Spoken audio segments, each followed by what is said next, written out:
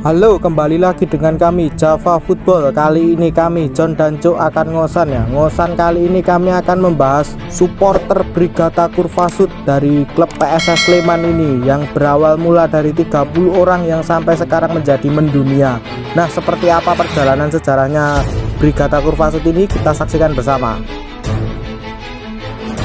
Ya, yang pertama saya mau bertanya John, bagaimana awal mula terbentuknya BCS? Brigata Kurvasud ini terbentuk dulu dari sejarah Slemania ya.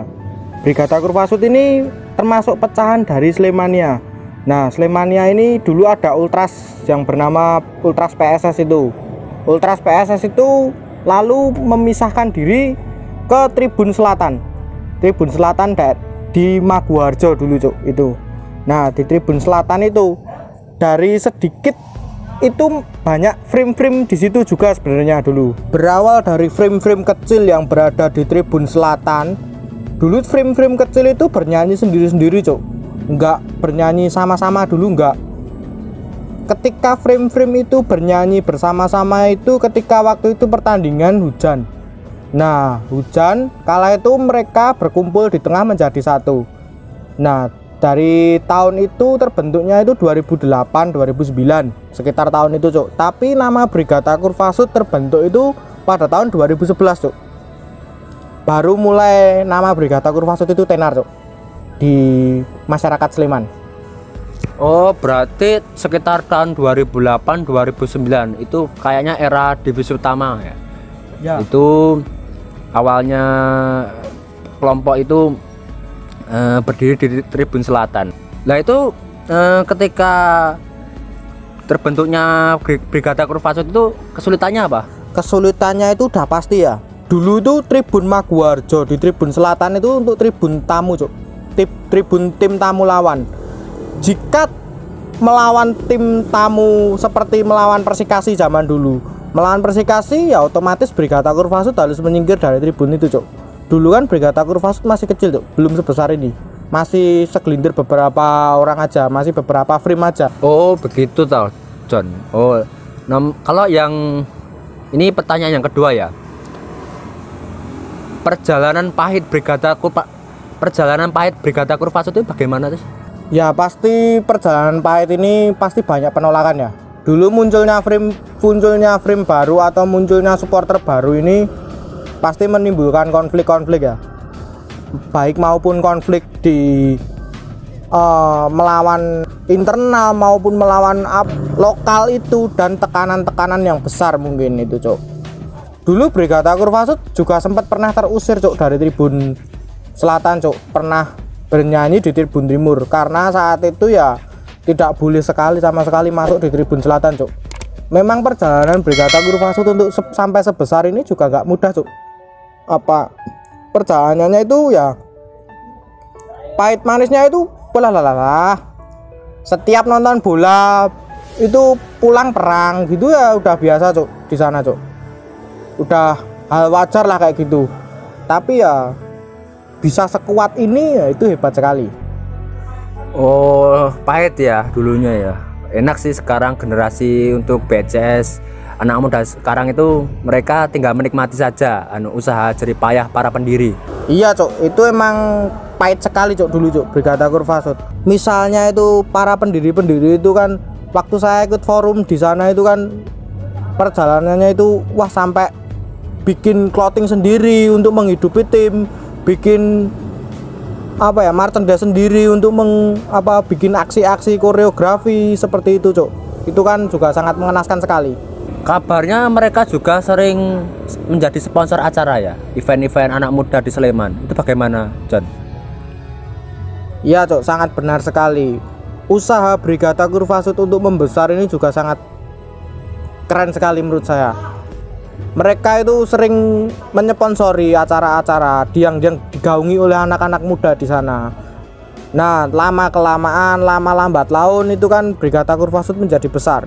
Oh ya, itu dengan kreativitas mereka akhirnya merangkul anak muda di Sleman ya. Terus pertanyaan yang ketiga itu bagaimana perjalanan mereka ketika mulai besar? Ketika supporter Brigata Kurvasud mulai besar itu di tahun-tahun 2012, di tahun 2013, perjalanan mereka itu ya juga sangat, walah, udah tau lah dulunya seperti apa. Mereka itu di tahun-tahun itu mengembangkan media, bahkan media officernya itu diakui cuk, kala itu diakui oleh Kopas 90 media officernya. Medianya juga berkembang, bahkan media terbaik lah menurut saya di saat ini di supporter Indonesia. Supporter Brigata Kurvasud ini mempunyai Twitter, akun Twitter, Instagram, bahkan blog pribadi. Brigata Kurvasud sendiri ada dulu cuk. Nah, itu yang membuat besar Brigata Kurvasud cuk. Digaungi oleh anak-anak muda dengan style gaya anak muda, Brigata Kurvasud mulai besar. Oh ya, sedikit informasi, 2011 nama Brigata Kurvasud mulai dicetuskan dulu cuk. Di tahun 2008-2009 itu masih belum ada namanya. Dulu masih menempati Tribun Selatan aja. Oh iya ya, berarti sekalian itu kuncinya di saat PSS juara ya, lawan Lampung FC ya, di Stadion Maguwarjo. Saat itu juga perayaan juara divisi utama IPL. Ya, tapi sangat disayangkan sekali cuk, di tahun 2014 ini masalah terbesar oleh klub PSS Sleman. Masalah ini yaitu sepak bola gajah yang dulu dimainkan oleh PSIS Semarang dan PSSS Sleman. Kala itu mereka malah mencetak gol ke gawang sendiri. Nah, ini menjadi masalah terbesar bagi PSS Sleman. Nah, supporter Brigata Kurvasud ini mampu membangkitkan kembali. Oh, tentang sepak bola gajah ya, itu memang booming di dunia sepak bola Indonesia. Itu sangat mengenaskan sekali ya. Bahkan tercoreng lah namanya PSS Sleman. Ketika sepak bola gajah itu bikin tercoreng PSS Sleman, bagaimana BCS itu agar bisa mengembalikan citra PSS lagi ke mata dunia sepak bola nasional? Nah, itu cok yang saya bicarakan awal tadi.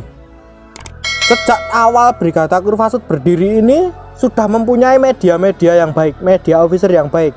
Nah, itu juga salah satu sangat membantu sekali. Nah, di tahun 2015 Brigata Kurvasud mengadakan celebration game melawan Bali United saat itu. Saat itu pemain pelatih pada saat tahun 2014 dipercayakan kembali untuk melatih PSS Sleman 2015 itu. Dan akhirnya kan mulai kembalilah lagi nama PSS Sleman itu mulai besar lagi. Itu cok. Oh iya ya. Oh iya ya. Untuk naiknya citra PSS kembali itu saat final ISCB ya lawan Cilacap ya. Itu juga salah satunya cok. Tapi ya menurut saya lebih ke karyanya yang koreografi cuk. Koreografi Brigata Kurvasud dari tahun ke tahun ini ya juga mengalami evaluasi cuk. Dulu koreografi Brigata Kurvasud juga jelek cuk, nggak sebagus inilah. Dulu juga buat kotak-kotak itu cuk, terus buat tulisan logo PSS, tulisan DIY, itu kan awal-awal dulu Brigata Kurvasud juga nggak sebagus sekarang. Oh ya, katanya dulu sering gagal buat koreo. Itu mungkin awal yang pahit ya, tapi akhirnya bisa sekeren itu lah. Tapi kan itu buat pembelajaran cuk. Seiringnya perkembangan zaman kan akhirnya koreonya juga bagus sekali cuk. Bahkan mereka mencetuskan koreo 4D, gambar elang saat itu pembukaan Piala Presiden. Oh ya, saat Piala Presiden dan dihadiri oleh Presiden Republik Indonesia Pak Jokowi. Dan kabarnya koreo BCS itu sering masuk Ultras World, sering masuk akun-akun dunia ya. Itu bagaimana? Dan akhirnya Brigata Kurvasud diakui Best Ultras in Asia cok. Itu sebuah prestasi Brigata Kurvasud selama ini cok.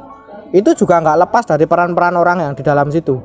Peran-peran orang yang ber-SDM tinggi itu. Ekosistem di sana itu sudah sangat terbentuk sekali sejak awal cok. Mereka sudah terbuat dari mental baja karena dulu mereka awal terbentuk itu terbentur terus, selalu terbentur lalu terbentuk. Itulah perjalanan Brigata Kurvasud cuk. Yang menakjubkan itu memang di Kopas 90 ya, ketika BCS itu dibuat video dokumenter oleh Kopas 90 eksklusif di Sleman. Itu juga sebuah prestasi yang luar biasa. Tapi medianya cuk, media Brigata Kurvasud ini sangat bagus sekali cuk. yang tidak dimiliki oleh supporter-supporter lain. Mereka itu sering menyetuskan ide-ide kreatif mereka, seperti karya buku, seperti acara-acara. Itu kan keren sekali, Cuk. Berarti berawal dari susah, kemudian bekerja keras, berpikir keras, akhirnya menjadi besar dan terkenal. Itu juga, Cuk, sepertinya. Kalau itu ya menurut saya sebuah prestasi lah dari Kabupaten Sleman ini. Pertanyaan nomor 5. BCS ini terkenal supporter yang lebih pintar dari manajemen, itu bagaimana ya?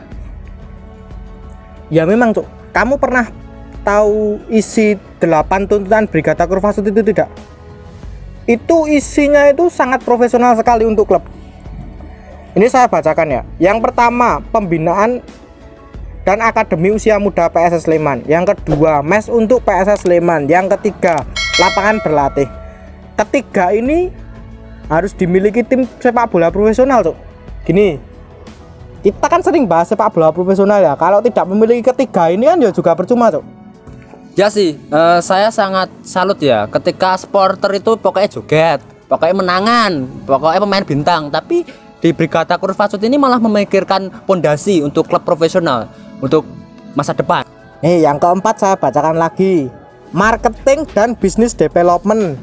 Yang kelima, menghapus peran dan posisi ganda. Yang keenam, memanfaatkan dan utamakan peran official media PSS. Ini kan gimana ya, supporter yang lain ini belum sampai, Cuk, memikirkan sampai sedetail ini. Marketing, media, ini kan walah, gimana ya, saya sampai tidak bisa berkata-kata kalau ini 8 tuntutan Brigata Kurvasut memang luar biasa. Ini bisa saya setarakan dengan manajemen. Mereka ini kalau jadi manajemen juga sudah pasti klubnya maju, Cuk. Oh iya ya, bisa dilihat dari perkembangan berita tentang PSS dan BCS itu lebih disukai BCS-nya daripada PSS-nya. Itu menunjukkan bahwa BCS ini lebih pintar dari manajemen. Nah, ketika BCS ini bisa mengkonsep, bisa public relation-nya bisa bagus sekali, tapi klubnya akhirnya ya kayak gitu lah. Itu yang membuat revolusi PSS waktu itu. Itu bagaimana ceritanya? Nah, itu kan sangat disayangkan sekali ya, pihaknya manajemen PSS itu tidak mendengarkan apresiasi BCS. Ini sangat disayangkan sekali. Ini padahal mempunyai supporter seperti ini itu sebuah anugerah. Ini juga bisa membantu tim, sangat bisa membantu tim untuk berkembang maju, bahkan untuk menjadi terbaik Asia ini bisa. Tapi sangat disayangkan sekali manajemennya malah menyepelekan 8 tuntutan ini, Cuk. Sebenarnya 8 tuntutan ini juga nggak langsung mau harus lapangan itu jadi juga enggak. Yang penting kan nyicil dulu. Kalau saya baca itu harusnya itu gampang bagi manajemen, karena mereka itu punya kewenangan, punya modal lah ya. Mereka ketika memegang klub ya mereka harus bertanggung jawab terhadap klubnya. Tapi kenapa hal sepele kayak gini aja nggak bisa direalisasikan? Terus ini, Cuk, mulai dari yang ketujuh, penyelenggaraan pertandingan yang profesional, dan yang terakhir standar operasional prosedur atau SOP yang jelas dalam perusahaan. Ini kan sangat jelas sekali, Cuk. Kalau ini lebih pintar daripada manajemen supporternya, ini sangat jelas sekali, Cuk. Dari mulai segi ini, Cuk, di sana itu ya bisa seperti ini karena memang orang-orang yang mempunyai ekosistem yang bagus di sana itu malah suluh berkarya, Cuk. Kamu itu, kalau saya ikut forum kemarin di Brigata Kurvasut ya, kamu itu bisa dapat uang dari sepak bola asal caramu benar. Itu, Cuk, kata-kata yang sampai sekarang itu sangat saya ingat dan saya walah, ini ternyata benar sekali. Itu modalnya gimana ya? Cari uang lewat sepak bola asal caranya benar itu bagaimana penjelasannya? Misal kamu punya karya, kalau di Brigata Kurvasut, misal kamu punya karya, pengen bikin baju tentang PSS, itu bisa, Cuk, melalui CS Shop, itu bisa. Nah, nanti kan masalah pembagian atunya kan bisa diatur lah itu nanti. Nah, itu kan nanti juga kamu juga dapat fee dari situ, Cuk. Kamu nggak modal, cuman modal ide, bisa dapat fee, Cuk. Itu yang membuat saya kagum. Dan pastinya ada royalti untuk PSS karena jelas banget ya. karena memang tujuan mereka itu untuk membangun PSS, bukan membangun diri sendiri ya. Keren sekali ya. Nah, itulah tuh saya sedikit mendongeng soal tentang Brigata Kurvasud yang saya ketahui sedikit lah. Mungkin yang lebih tahu ya para pendiri Brigata Kurvasud dulu itu seperti apa. Nah, jangan lupa like, comment, and subscribe.